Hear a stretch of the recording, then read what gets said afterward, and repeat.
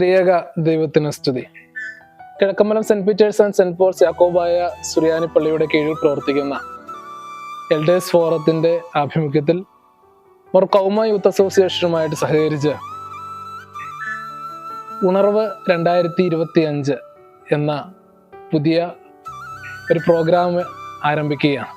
ദൈവത്തിൽ ആശ്രയിച്ച് അത് ആരംഭിക്കുമ്പോൾ 60 വയസ്സിന് മുകളിൽ പ്രായമുള്ള കുടുംബത്തിൽ വാർദ്ധക്യത്തിൻ്റെ അസ്വസ്ഥതകളിലും രോഗങ്ങളിലുമായി ഏകാന്തതയിലുമായി കഴിയുന്ന പ്രിയപ്പെട്ട മാതാപിതാക്കന്മാരെ ചേർത്ത് വെച്ചുകൊണ്ടാണ് മോർ കൗമ യൂത്ത് അസോസിയേഷൻ്റെ യുവജനങ്ങൾ ഈ പ്രോഗ്രാമുമായിട്ട് മുന്നോട്ട് പോകുന്നത്.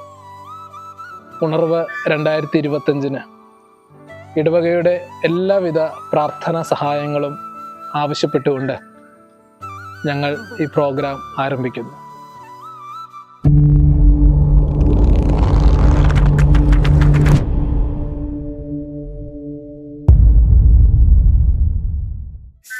ഉണർവ് 2025 ഭാഗമായി നമ്മളിന്ന് എത്തിച്ചേർന്നിരിക്കുന്നത് ചെമ്മല വീട്ടിലാണ്. നമ്മളിന്ന് അഭിമുഖം എടുക്കുന്നത് പ്രിയപ്പെട്ട സൂസൻ വർഗീസ് എന്ന് പറയുന്ന മാതാവുമായിട്ടാണ്. നമസ്കാരം. എന്നെ അറിയാലോ. നമ്മൾ അമ്മച്ചിയുടെ പഴയ കാലങ്ങളിലേക്കാണ് ആദ്യം ഒന്ന് പോകുന്നത്.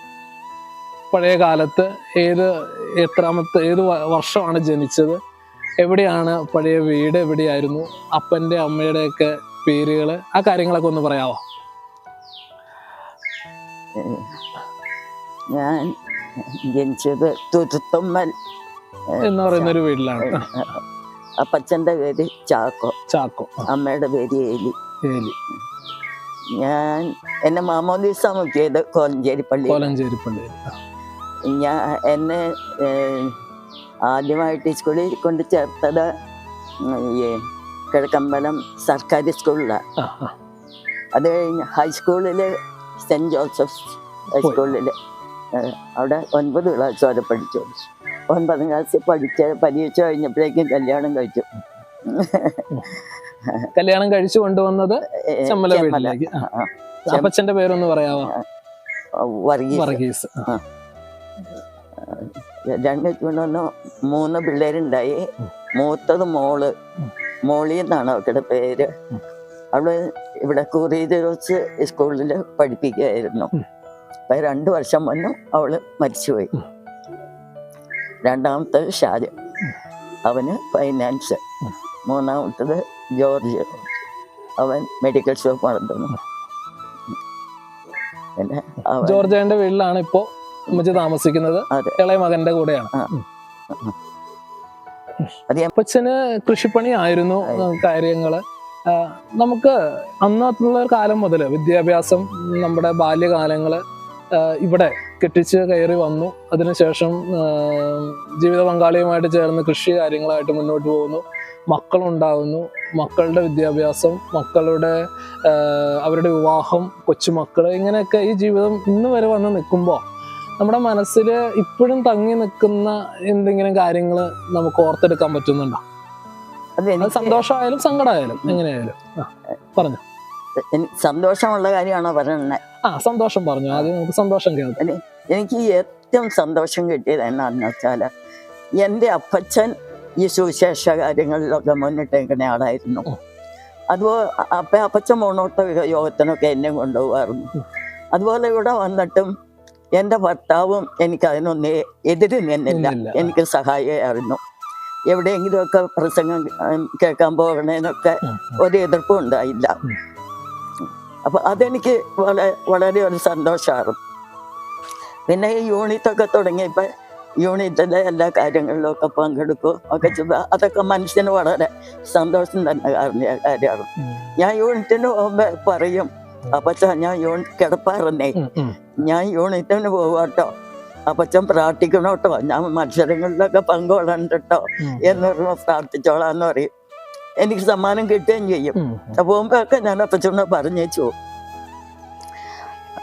അപ്പൊ അതൊക്കെ സന്തോഷമുള്ള കാര്യമാണ്. പിന്നെ ദൈവത്തിന്റെ കൃപ കൊണ്ട് മക്കള് കല്യാണം കഴിച്ച് വന്ന മരുമക്കളെ കൊണ്ട് എനിക്കൊരു കുഴപ്പമില്ല.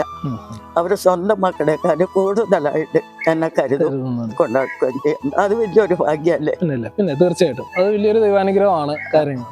ഇനി നമുക്ക് മനസ്സിനെ പിടിച്ച് ഒലച്ച എന്തെങ്കിലുമൊക്കെ ഒരു സങ്കടങ്ങളോ അങ്ങനെ എന്തെങ്കിലും ഉണ്ടോ ഇപ്പോഴും മനസ്സിൽ ഇപ്പോഴും തങ്ങി നിൽക്കുന്ന, മായാതെ തങ്ങി നിൽക്കുന്നതായിട്ട്? അത് ഈ അപ്പച്ചൻ അസുഖം വന്നതിന്റെ ബുദ്ധിമുട്ടാണ്. ഓക്കെ, നമ്മളിപ്പോ ഈ അനുഭവങ്ങളിലൂടെ ഒക്കെ കടന്നുപോയി ഇവിടെയൊക്കെ നമ്മൾ ദൈവത്തിൽ ആശ്രയിച്ച് നമ്മൾ മുന്നോട്ട് പോയത്. അപ്പൊ എൻ്റെ അടുത്തൊരു ചോദ്യം, നമ്മുടെ മനസ്സിൽ എപ്പോഴും ഓർക്കുന്ന അല്ലെ ഓർത്തെടുക്കാൻ ശ്രമിക്കുന്ന അല്ലെ നമുക്ക് ധൈര്യം തരുന്ന ഒരു വേദവാക്യം ഉണ്ടാവുമല്ലോ, ഏതെങ്കിലും ഒരു പ്രത്യേകമുള്ള ഒരു വാക്യം, ആ ഒരു വാക്യം ഏതാണെന്ന് അമ്മച്ചിക്കൊന്ന് പറയാമോ? യോഹന്നാൻ 14:6, ഞാൻ തന്നെ വഴിയും സത്യവും ജീവനുമാകുന്നു, ഞാൻ മുഖാന്തരമല്ലാതെ ആരും പിതാവിന്റെ അടുക്കൽ എത്തുന്നില്ല. ഓക്കെ, അടുത്തൊരു ചോദ്യം, ഈ ഇന്നത്തെ യുവജനങ്ങളോട്, പുതിയ തലമുറയോട്, ഇത്രയും ജീവിത അനുഭവങ്ങളുള്ള ഒരു വ്യക്തി എന്ന നിലയിൽ അമ്മച്ചിക്ക് എന്താ ഒരു ഉപദേശം കൊടുക്കാനുള്ളത്, അല്ലെങ്കിൽ അവരോട് എന്താ പറയാനുള്ളത്? എനിക്ക് അവരോട് പറയാനുള്ളത്, പ്രാർത്ഥന വിട്ടുകളയരുത്. പ്രാർത്ഥനയാണ് നമുക്കിടെ ജീവിതത്തിലെ ഏറ്റവും വലുത്. പ്രാർത്ഥന എന്ന് പറയുന്നത് ദൈവവും നമ്മളും തമ്മിലുള്ള സംസർഗമാണ്. ആ ബന്ധം ഒരിക്കലും വിട്ടുകളയരുത്. പ്രാർത്ഥനയെന്ന് വിട്ടുപോകരുത്, ഞായറാഴ്ച ആരാധനയെന്ന് വിട്ടുപോകരുത്. ഓക്കെ, ഈ ഒരു ജീവിതത്തിൽ ഇപ്പൊ ഹാപ്പിയാണോ, സന്തോഷമാണോ? ഈ ഒരു പ്രായമുണ്ട്, വടി വേണം കുത്തിപ്പിടിച്ച് നടക്കാൻ, അസുഖങ്ങളുണ്ട്, അതിന് മരുന്നുകളുണ്ട്, എങ്കിൽ കൂടിയും നമ്മൾ സന്തോഷമാണ്, നമുക്ക് സന്തോഷമാണ്. പിന്നെ എനിക്ക് ഈ ദുഃഖം എന്നെ, ഇന്നലെ കല്യാണമായിരുന്നു. ആ കല്യാണത്തിന് മോളിയുടെ സമപ്രായക്കാരെയൊക്കെ കാണും. മോളി ഇല്ലാത്തതിന്റെ ഒരു വിഷമമുണ്ട്. ടീച്ചേഴ്സൊക്കെ വന്ന് എന്റെ അടുത്ത് വന്നപ്പോ ഒന്നിച്ച് പഠിപ്പിച്ച ടീച്ചേഴ്സ്, അവരെയൊക്കെ കണ്ടപ്പോ ഒരു വിഷമമുണ്ട്. അത് ഓർക്കുമ്പോഴുള്ള വിഷമമുള്ളൂ, വേറെ എന്തൊരു വിഷമം. എല്ലാത്തിനും നമ്മുടെ ദൈവം അനുഗ്രഹിച്ച് സന്തോഷവതിയാണ്, കുഴപ്പമില്ല.